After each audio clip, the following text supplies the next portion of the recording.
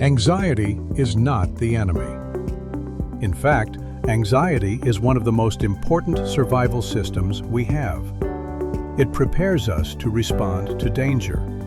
It increases heart rate, sharpens focus, mobilizes energy. If you step into the street and hear a car speeding toward you, anxiety helps you move.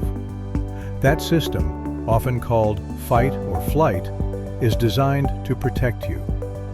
The problem isn't anxiety itself. The problem begins when the alarm system activates too often, too intensely, or without a real threat.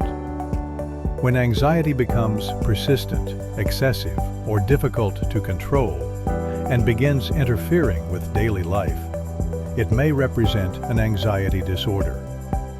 The difference between normal anxiety and a disorder is not whether fear exists, it's how frequently it activates, how intense it feels, how long does it last, and how much it limits your life. In healthy anxiety, the alarm turns on, and then it turns off. In chronic anxiety, the alarm stays partially on.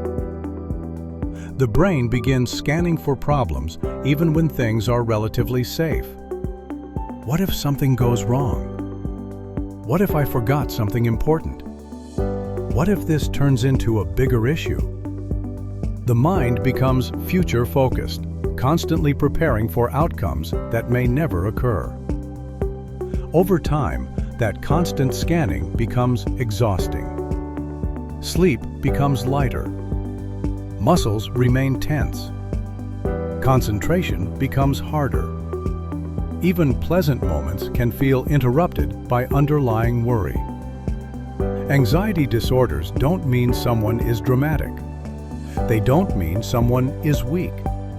They reflect overactivation in the brain's threat detection system. And when that system remains activated for months at a time, it begins shaping behavior. Avoidance increases. Reassurance seeking increases. Planning becomes excessive. The world can begin to feel less predictable and therefore less safe. In Part 2, we'll look at how this overactivation shows up in different forms, including chronic worry, panic attacks, and fear of social judgment.